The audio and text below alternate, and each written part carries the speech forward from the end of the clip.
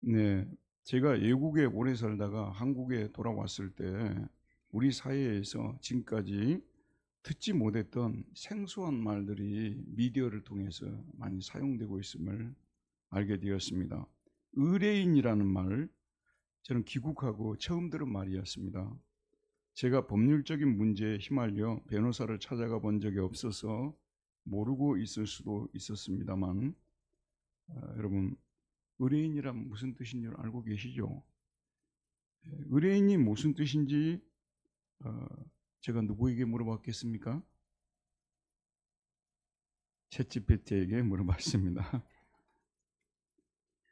의뢰인은 어떤 일이나 업무를 맡기거나 부탁한 사람을 의미한다. 어떤 일이나 업무를 맡기거나 부탁한 사람을 의미한다. 변호사에게 사건을 맡긴 사람, 디자이너에게 작업을 맡긴 사람, 탐정이나 상담가에게 문제 해결을 요청한 사람을 말합니다.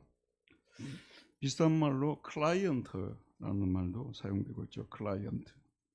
의뢰인은 지금 나에게 발생한 문제가 너무 힘들어서 도저히 나 혼자 해결할 수 없을 때 법률적인 경우 어떤 변호사를 신뢰하면서 그 문제를 해결해 달라고 맡기는 사람입니다. 우리의 삶에는 항상 어려움이 따라다니지만 어떤 때는 의뢰인이 되어서 실제로 신뢰할 만한 사람을 찾을 수밖에 없을 정도로 힘든 상황에 처할 때도 있습니다.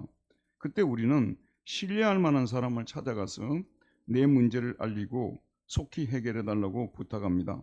법적인 문제로 고통을 당할 때 돈만 있으면 김현장 같은 해결 못하는 문제 빼고 다 해결해 줄 수 있는 힘 있는 로펌을 찾아가서 의뢰할 수 있습니다. 하지만 돈이 없으면 이런 로펌은 그림의 떡입니다.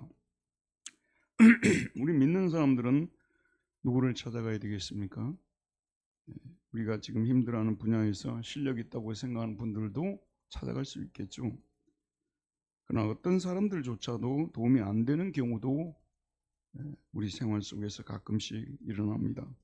회사를 다니는데 회사 내에서 이유 없이 갑질을 하는 사람이 있고요. 주변에서 나를 죽도록 힘들게 만드는 사람들도 있습니다. 이럴 때 우리가 도움을 받기 위해서 찾아야 될 분이 바로 우리가 믿는 여호와 하나님이십니다. 우리는 하나님께 나아가 우리의 문제를 털어놓고 그분에게 의탁하고 그분에게 해결해 달라고 요청하고 또 요청할 수는 자격이 있습니다. 우리가 전심으로 여호와 하나님을 의뢰할 때 하나님께서는 우리 문제를 반드시 해결해 주십니다. 당장에는요 해결 안 됐다고 생각하는 경우도 있어요. 세월이 지나놓고 보게 되면 그렇게 도와주신 것이 하나님이 나를 도와주신 방법이었구나 고백할 수 있게 되는 거죠. 성경을 보면 여러 믿음의 사람들이 여호와를 의뢰하였고 하나님께 도움을 받아 문제 해결을 받았습니다. 대표적인 사람이 유다 왕 히스기야입니다. 히스기야 왕은 남쪽 유다의 왕이었습니다. 아버지는 아하스였는데 믿음이 있어 칭찬받는 왕이 아니라 믿음이 없어 책망받고 결국은 나라를 망친 왕이었습니다. 하지만 그의 아들 히스기야는 유다의 역사에서 믿음 있는 왕으로 손꼽히는 몇 안 되는 왕들 중 한 사람이었습니다. 아사 왕, 여호사밧 왕, 히스기야 왕, 그들 중 한 사람이었습니다. 히스기야는 누구이고 어떻게 왕이 되었는지에 대하여 오늘 본문 열왕기하 18장 1절 2절에 나와 있습니다. 그는 아하스의 아들로서 25세의 왕이 되어 29년을 다스린 사람입니다. 히스기야는 왕위에 오르자마자 오직 하나님만 의지하고 그의 조상들이 만들어서 백성들로 숭배하게 하여 나라를 망하게 한 원인들이 되었던 우상들을 제거하고 깨뜨렸습니다. 여러분, 망하는 나라 가보게 되면요 망할 짓을 골라서 해서 망하는 겁니다. 그냥 망하는 나라 없어요. 반드시 지도자들이 망할 짓을 해서 망하는 거예요. 이번에 보니까 우리 개신교 신도들 중에서 카톨릭 쪽으로 많이 갔더라고요. 카톨릭은 그 신도 수가 많이 늘어났고 우리 개신교는 자꾸 줄어들고 그러는데요. 우리 개신교 지도자들 중에서 일부의 지도자들이 멍청한 짓을 해서 말도 안 되는 말들을 해서 사람들이 교회 떠나게 된 거 아니겠습니까? 망하는 데를 가보게 되면요, 망할 짓을 골라서 해서 망하는 거지, 이스라엘 역사를 하나님 가만히 있는 이스라엘을 망하게 했겠습니까? 그 왕들이 망할 짓만 골라서 해서 우상들을 세우고 숭배하게 만들고, 그래서 히스기야가 막 분노를 느낀 거예요. 내가 왕이 되면 내가 싹 다 제거해야 되겠다, 싹 깨버려야 되겠다 해서 히스기야는 왕에 오르자마자 강력한 계획 드라이브를 걸어서 나라를 청결하게 했습니다. 그런데 히스기야의 그 위대한 점이, 이런 계획을 할 때요, 어떤 자기를 지지하는 정치 세력들을 의지하고 혹은 군대의 힘을 의지하고 이런 계획을 하지 않았다는 것입니다. 오직 여호와를 의지하고 행하였습니다. 히스기야는 여호와를 의지하되 강하게 의지했습니다. 우리 5절 말씀 18장 5절을 함께 읽어보도록 하겠습니다. 18장 5절입니다. 시작. 히스기야가 이스라엘 하나님 여호와를 의지하였는데 그의 전후 유다 여러 왕 중에 그러한 자가 없었더라. 여기 보면 히스기야가 이스라엘 하나님 여호와를 의지하였는데 바도나의 엘로헤 이스라엘 바타크라고 되어 있습니다. 그러니까 히스기야가 바도나의 여호와를, 엘로헤 이스라엘 하나님 여호와를 바타크, 신뢰했다. 영어로는 트러스트 인으로 번역을 했습니다. 인을 왜 쓸까? 인을 왜 쓸까? 제가 예전에 영어 배울 때 빌리브 다음에 왜 인을 쓸까? 나중에 알고 보니까 히라버도 그렇고 그리스도 그렇고요, 믿는다 동사에는 인이 따르더라고요. 그래서 그 영어로 글이 나왔구나 알게 됐습니다. 이 트러스트 인입니다. 신뢰하다. 이거 throw라고 하잖아요. 요즘 그 던지는, 이게 throw oneself into God. 자기 자신을 하나님 속으로 던져넣는 것, 그게 믿는다는 거예요. 자기 자신을, 전인격을, 자기의 모든 것을 하나님 속으로 던져넣는다. 이게 바타크 동사입니다. 히브리어에는 믿는다는 동사 2개가 있어요. 아만 동사라는 것이 있습니다. 우리가 보통 기도가 끝나면 뭐라고 하죠? 아멘이라고 하죠. 그 아멘의 동사형이 아만입니다. 아만은 하나님 당신이 옳습니다. You are true. 당신이 옳습니다. 그리고 You are right. 당신이 맞습니다.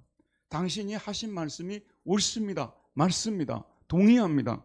그게 아만입니다. 하나님의 말씀에 대한 지적 동의를 표현할 때 아만 동사를 씁니다. 하지만 바타크는 나라는 존재 전체를 하나님 속에 던져 넣을 정도로 하나님을 전적으로 의뢰할 때 쓰는 표현이에요. 그래서 트러스트 인이에요. 내 하나님 속에 내 자신을 던져 넣는 걸 말하죠.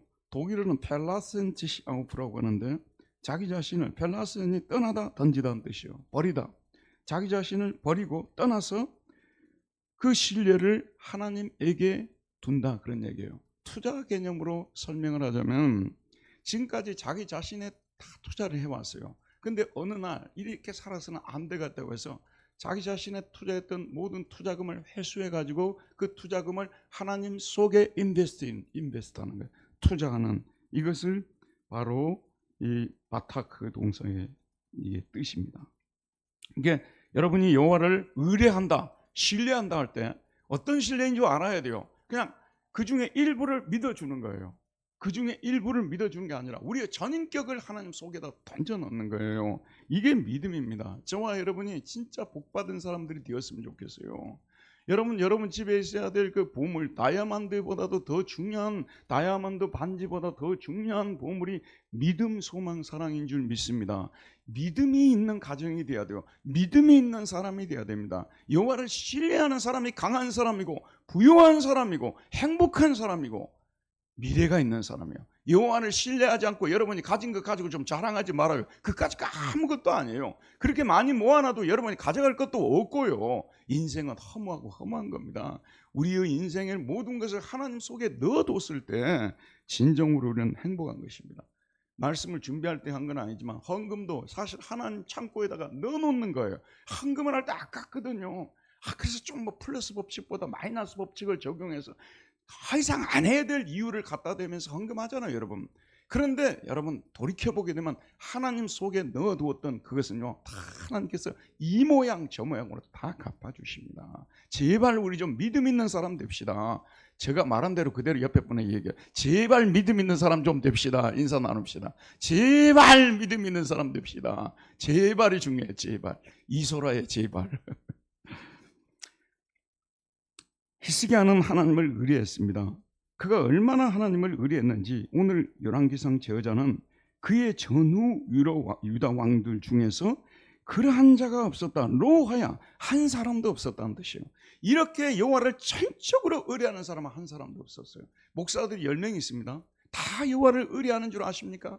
전혀 아니라고 생각해요. 저는 그 중에 몇 등이나 하는 사람인지는 모르겠습니다만 여호와를 전적으로 의뢰하는 사람, 얼마 전에 유튜브를 보니까 진짜 그 쌀독에 쌀이 떨어졌는데 쌀이 거기에 생기기를 바라고 믿고 나갔던 사람이 있더라고요. 자기 아버지 이야기를 해주는데, 아니 근데 어느 순간에 그 쌀독에 쌀을 열어보니까 이게 쌀이 거기서 쏟아지더라는 거예요.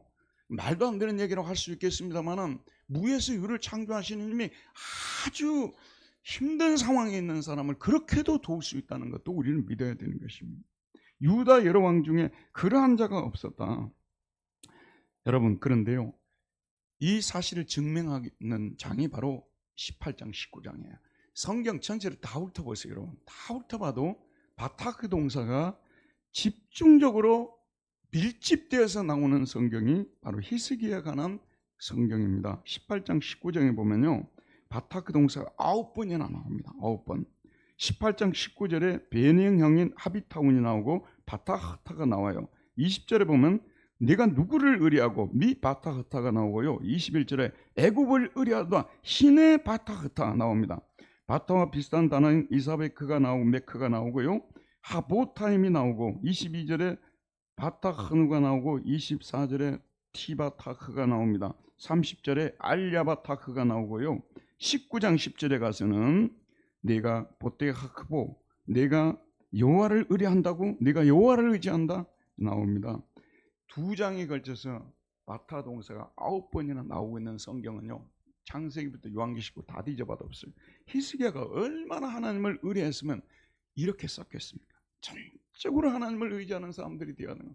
나는 여러분들이요, 진짜 하나님의 은혜가 임했으면 좋겠어요. 이게 은혜 없이 이게 하마들면서 강제로 되는 게 아니에요. 이게요, 주입한다고 되는 것도 아니고 은혜가 임하는 거. 그러면 이런 일이 일어났을 때 하나님을 의지해야 되겠구나. 또 저런 일이 나면요, 하나님께 기도해야 되겠구나. 또 저런 일이 나게 되면 또 교회 가서 기도해야 되겠구나. 이 사람이 멍청한 사람이 아니라요, 이 사람이 복 받은 사람이에요. 저와 여러분들 다 이런 복을 받으시기를 주의 이름으로 축원드립니다. 저는 그래서 히스기야가 원조 의뢰인이라고 생각해요. 히스기야말로 원조 의뢰인이었다. 그런데 히스기야의 생애를 살펴보게 되면요, 집권 초에는 이렇게 하나님을 간절히 의뢰하는 사람이 아니었어요. 자, 여러분, 어느 날 때려 부숴야 되겠다, 깨 부숴야 되겠다 해서 계획을 일으켰어요. 그랬더니 하나님 복을 주셔가지고 갑자기 나라가 부강해지는 거예요. 부강해지니까 외교적 실수를 하게 됩니다. 저나 여러분이나요, 인간이기 때문에 하는 실수가 있더라고요. 괴테라는 사람이 인간이 살아있는 한 방황한다는 그런 유명한 말을 했습니다만은, 인간은 살아있는 한 교만한 사람이 되더라고요. 조금 못 가졌을 때는 막 절망하고 막 그랬다가요, 좀 가지고 부강해지게 되면요, 금방 교만해져요. 인간입니다, 인간. 그래서 인간이에요. 히스기야가 부강해지자 외교적 실수를 했는데 친애굽 정책, 반아시리아 정책을 폈습니다. 애굽은 예전에는 강한 나라였어요. 명나라, 청나라 비슷한 거예요. 그런데 그 당시는 기울어져 가는 나라가 애굽이었습니다. 그런데 어떤 생각을 하게 되냐면요, 우리나라가 이만큼 부강해졌으니까 애굽이 좀 약하더라도 애굽하고 힘을 합쳐가지고 아시리아를 대적하면 이길 수 있다는 확신이 생기게 된 거예요. 사실은 자기 과신에서 이런 어리석은 일을 하게 되는 것을 볼 수 있습니다. 그래서 아시리아의 왕에게 바치던 조공을 바치지 않게 되었습니다. 그리고 오늘의 팔레스타인인 블레셋을 쳤습니다. 그때 아시리아는 초강대국이었습니다. 아시리아는 이런 유다 왕국의 태도를 가만둘 수가 없었습니다. 즉각적으로 유다를 침공합니다. 히스기야 18장 13절에 보면 히스기야 왕 제14년에 아수르의 왕 사느립이 올라와서 유다 모든 견고한 성읍들을 쳐서 점령하며 한국에 상륙해가지고 서울을 치고 인천을 치고 대구를 치고 광주를 치고 강릉을 치고 이런 식으로 견고한 성들을 쳤다는 거예요. 부산도 쳤겠죠. 부산 분들 서운해 할까봐 말씀드립니다. 그래서 결국은 아수르 왕에게 굴복하고 엄청난 액수의 돈을 지불하고 아수르 왕이 철수하게 됩니다. 하지만 아수르 왕이 분이 풀리지 않아요. 지가 힘 좀 이제 키웠다고 나를 그렇게 즉각적으로 배반할 수 있어? 분이 안 풀리는 거예요. 그래서 사네립 왕이 그의 부하들인 다르단과 납사리스와 랍사기로 하여금 대군을 거느리고 예루살렘으로 가서 히스기야 왕을 치게 합니다. 그들이 히스기야가 머물던 예루살렘으로 올라갑니다. 히스기야는 사면 초가의 상태에 몰리게 됩니다. 바로 이때 그가 결심하는 거예요. 자, 예교적인 방법을 써가지고 내가 힘이 강했으니까 애굽하고 동맹을 맺어가지고 아시리아를 대적해야 되겠다. 그래서 그렇게 했던 그 자기 방법, 자기가 만든 수로 인해서 큰 어려움을 당하고 이번에는 더 큰 대군이 들어왔으니까요. 이제 방법도 없어요. 그래서 이제는 여호와만 의지해야 되겠다. 이렇게 굳게 결심합니다. 집권 초기의 실패가 그를 오직 여호와만을 의뢰하게 만들었습니다. 여호와 외에 다른 것들을 의뢰한 결과의 쓰라림을 맛본 다음에 그는 이제 전적으로 여호와만을 의뢰하는 사람이 됩니다. 여러분, 여호와를 의뢰하는 것도요, 처음부터 되는 것이 아닙니다. 실패와 좌절의 시간이 있어야 됩니다. 실패는 무엇의 어머니라고 말했죠? 성공의 어머니라고 얘기를 하고요. 실패가 다 유익하다 그러더라고요. 근데 영적 세계에서도 실패가 많이 유익합니다. 실패하면서 배우는 거예요. 한순간에 믿음을 다 배우는 사람은 없습니다. 실패하면서 배우는 겁니다. 그래서 저는 찬송가 543장을 좋아합니다. 우리 543장 1절만 부르고 계속 이어가도록 하겠습니다. 543장 1876년에 E.P. 스타이트스라는 사람이 이 가사를 쓴 것 같아요. 네, 제가 좋아하는 가사고 여러분도 다 좋아하는 찬송인 줄 압니다. 우리 함께 1절만 부르도록 합시다. 543장입니다.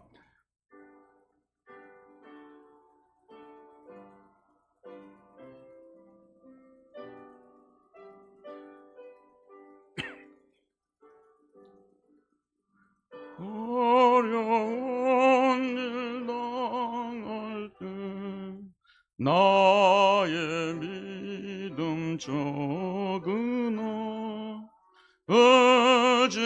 의지하는 내 주를 더욱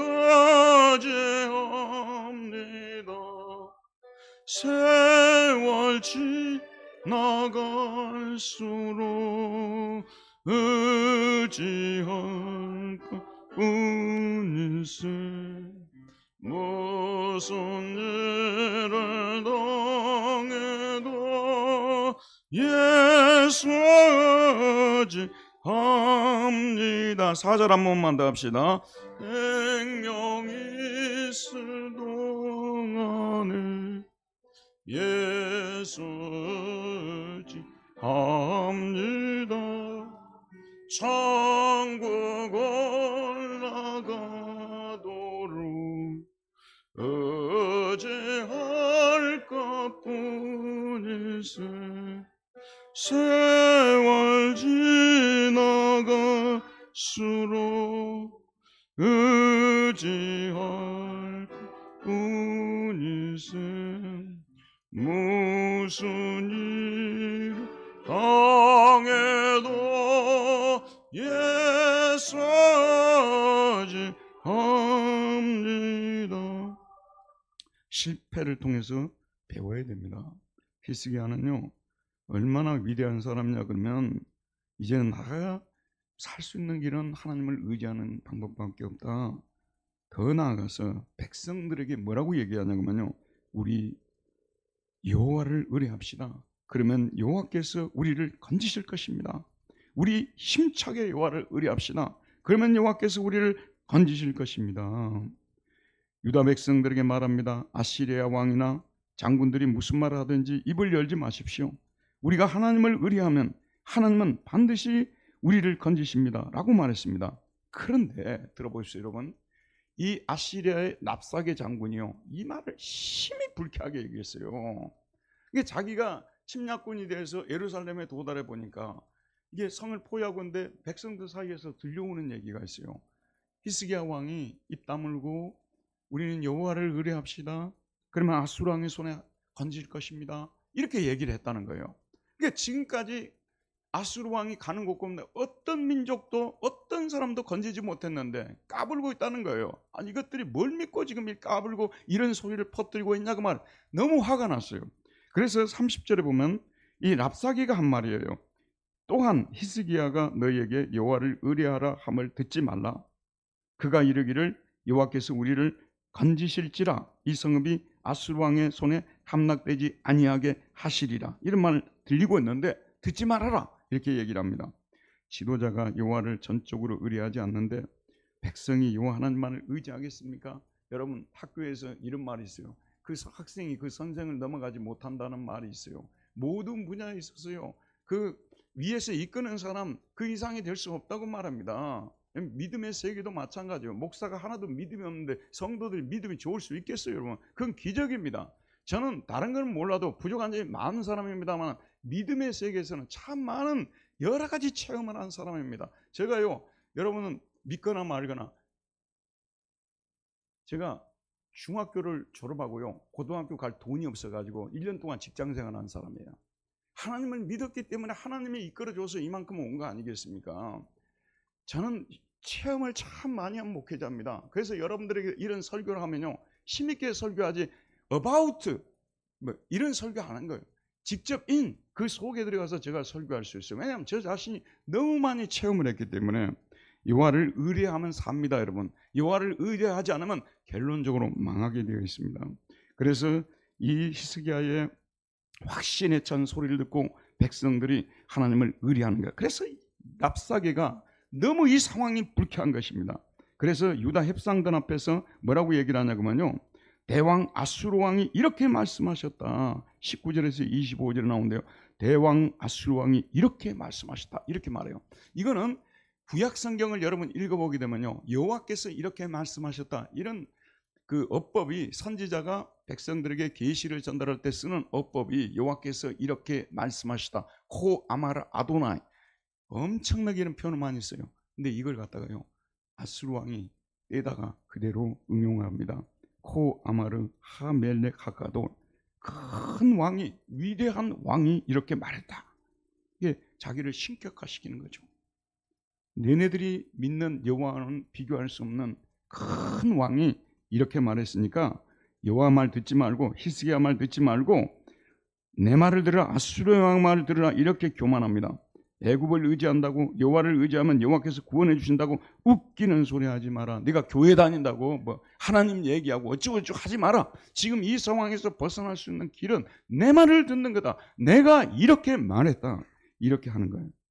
랍사게가 자신이 예루살렘에 올라오게 된 것은 여호와께서 자신을 보냈다고 말하면서 자신이 여호와의 종인 것처럼 행세하는 교만을, 이렇게 교만한 모습을 보이고 있습니다. 이렇게 일장 연설을 한 후에 대왕 아수르의 말을 들으라. 29절 30절 우리 한번 읽어보도록 합시다.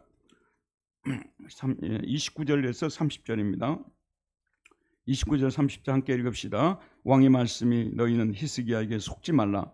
그가 너희를 내 손에서 건져내지 못하리라. 또한 히스기야가 너희에게 여호와를 의뢰하라 함을 듣지 말라. 그가 이르기를 여호와께서 반드시 우리를 건지실지라. 이 성읍이 아수르 왕의 손에 함락되지 아니하게 하시리라 할지라도 너희는 히스기야의 말을 듣지 말아라. 에덴 동산에요, 마귀가 뱀에게 들어가서 뱀이 여자에게 다가오지 않습니까? 그래서 말을 뭐라고 하는 줄 아십니까?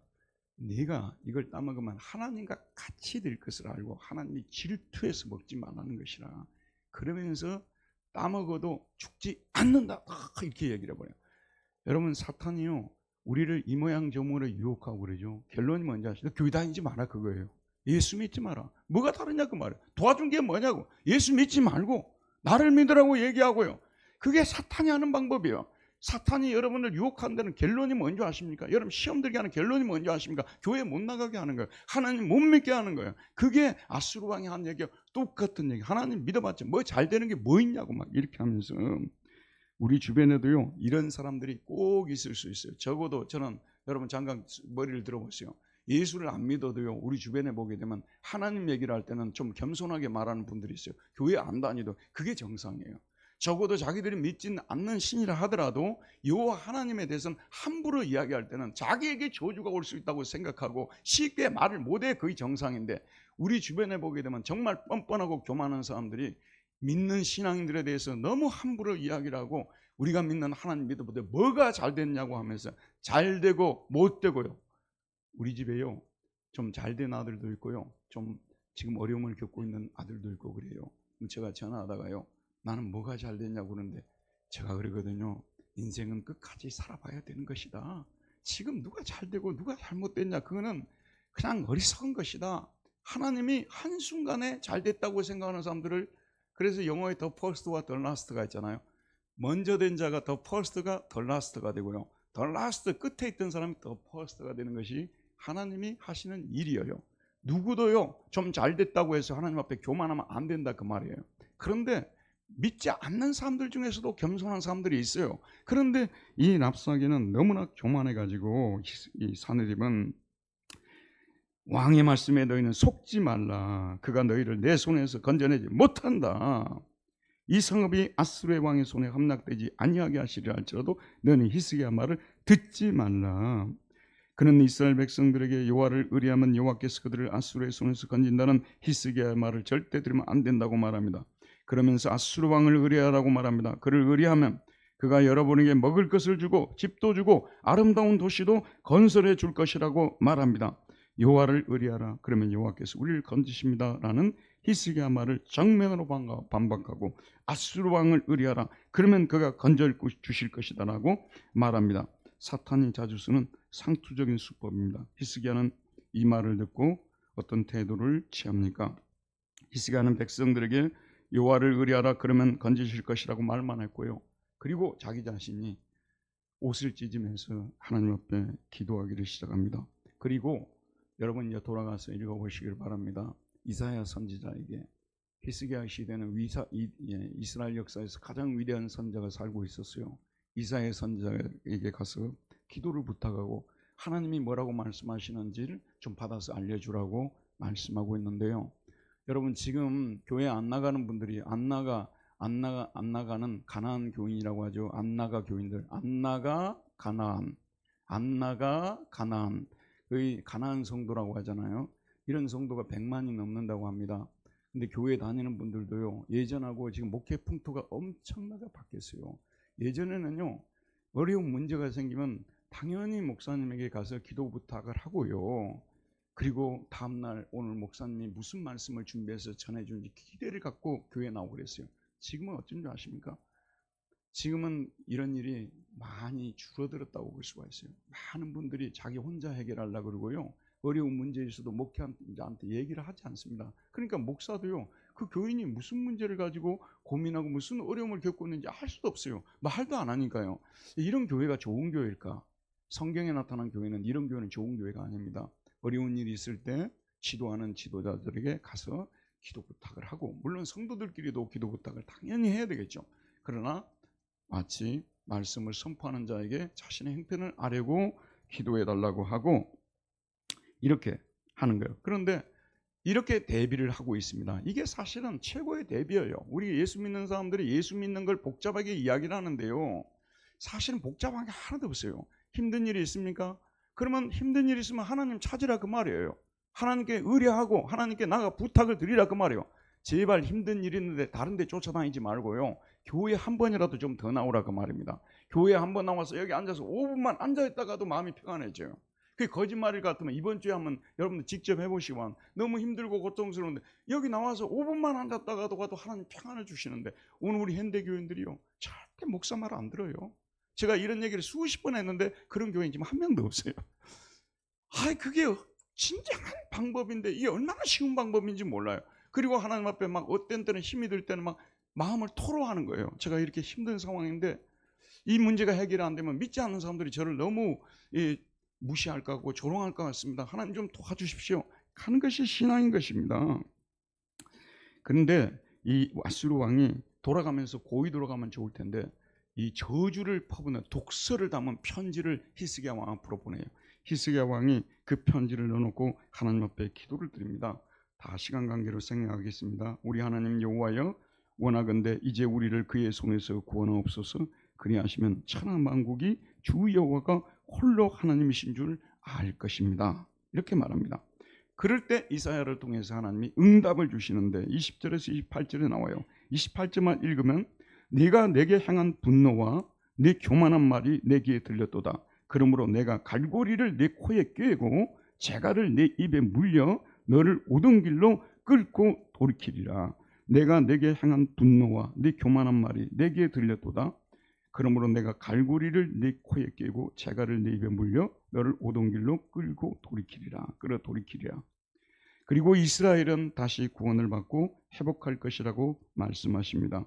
29절에서 34절에 나오는데요. 34절만 보면 내가 나의 종 다윗을 위하여 이 성을 보하여 구원하리라.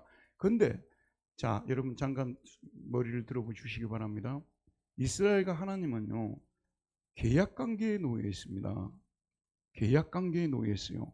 하나님이 아브라함과 계약을 맺으셨고 또 다윗과 계약을 맺으셨어요. 계약을 맺는다는 것은 무엇이냐 그러면요, 우리 보통 쌍무적 계약관계라고 중세 봉건주의를 배울 때 쌍무적 계약관계라고 이렇게 배운 적이 있죠. 서로가 두 쌍이란 두 쌍이고요, 의무예요. 의무무예요. 이게 양쪽이 다 의무를 행해야 된다 그 말입니다. 신민들은, 그 성에 속한 신민들은, 성 백성들은 영주에게 충성을 해야 돼요. 그리고 영주는, 여기가 중요합니다. 영주는 그 신민들을 보호해 줄 의무를 가지고 있어요. 양쪽이 의무에 맺는 거예요. 우리 그리스도인들이 세례를 받는다는 것은 무엇을 의미하냐 그러면요, 하나님과 계약을 맺는 것을 말합니다. 그럼 세례를 받는다는 것은 무엇을 말하냐면 우리는 하나님께 세례 받은 자로서 예배를 드릴 의무를 가지고 있는 거예요. 하나님의 말씀을 실행할 의무를 갖게 되는 거죠. 아멘이죠. 그럼 하나님 편에서는 우리에게 뭘 해주겠다는 거예요? 보호해 주시고 무슨 일을 의뢰할 때 도와주신다는, 이것이 우리가 세례의 계약 속에, 세례의 언약 속에 들어가 있는 것입니다. 세례는 누구의 피를 의지하고 받는 것입니까? 예수의 피를 의지하고 받아요. 구약에 이스라엘 백성들이 근동 지방에서 계약을 맺을 때요, 소나 양을 갖다가 잡아서 피를 흘리고 각을 떠가지고 여기에 올린 다음에 계약 쌍방 당사자들이 서로가 여기를 통과합니다. 계약을 어기면 죽겠다는, 피 흘려 죽인다는 그런 뜻입니다.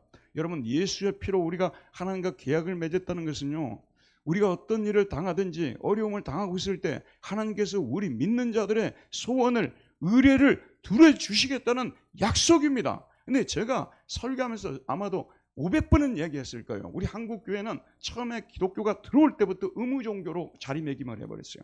뭘 갖다 바칠 거냐, 뭘 해야 될 것만 가르친 거예요. 우리가 기독교인으로 하나님의 자녀가 되어서, 아들과 딸이 되어서 하나님께 기도의 특권을 가지고 있는 것이고, 보호받을 특권을 가지고 있고, 인도받을 특권을 가지고 있고, 장래를 상속받을, 장래의 모든 종을 상속받을 특권을 가지고 있다는 얘기를 전혀 안 했어요. 우리 예수 믿는 사람들이요, 기쁘지도 않아요. 자기가 가진 것이 뭔지도 모르는데. 근데 제가 우스갯소리로 얘기를 합니다만은요, 너무 어려움을 당하고 있으면 너무 걱정이 되고 예수 안 믿는 사람들이요, 네가 믿는 하나님께 가서 좀 기도 좀 해봐라, 이럴 정도예요. 문제는 우리가 예수를 믿는다고 하면서 자기가 무슨 특권을 가지고 있는지조차 전혀 모르고 있다. 너무 안타깝죠. 근데 의외로 그런 성도들이 많아요. 자기가 지금 하나님에서 무슨 특권을 받았는지도 몰라요. 그래서 제가 늘 기도에 대해서 가르칠 때 기도는 의무임과 동시에 특권이라고 그렇게 알려주거든요. 특권을 뭐예요? 그러니까 자녀가 무슨 특권이 있어? 자녀이기 때문에 부모한테 가서 뭐 달라고 이렇게 하는 거예요. 자녀가 아니면 어떻게 그럴 수 있겠습니까? 그런데 제가 이렇게 가르치는 것에 대해서요, 여러분 동의는 20%밖에 안 해요. 20%도 써먹지도 못해요. 그래서 자기가 어려운 일은 전부 자기가 짊어지고 자기가 해결하려고 하는 거예요. 자기가 짊어지고 자기가 해결하려고 하고, 우리는 언제까지 이런 신앙생활을 되풀이해야 될지를 모르겠습니다. 아무리 신앙에 대해서 가르쳐도요, 그게 주입이 안 되는 거예요. 신앙은 정말 하나님 우리가 자녀의 특권을 갖는 그런 놀라운 신분으로 우리가 격상되는 것입니다. 그래서 어렵고 힘들 때마다 나아가서 하나님 앞에, 심지어는 봉건제도에서도 그 장원에 살고 있는 사람들이 영주에게 가서 우리에게 왜 먹을 것을 주지 않습니까? 이렇게 말할 수 있는 특권을 가졌는데, 우리는 봉건제도도 아니고 살아계신 하나님을 믿는 사람들인데 우리가 이런 어려움을 당해도 다 제가 해결할게요. 하나님 개입하지 마세요. 제가 다 해결할게요. 그래도 어디 가면요, 여러분이 믿음 있는 사람이라고 말을 하고 다닌다고 말. 안타깝습니다. 오늘부터 우리 그렇게 살지 맙시다. 믿음 있는 사람들이 되시길 바랍니다. 여호와를 진짜 무슨 일이든지 하나님께 나아가서 의뢰하자고요. 우리 신자가 세상을 살아갈 때 결론적으로 하나님께서 이 니느웨 왕이 자기 본국에 돌아갔을 때요,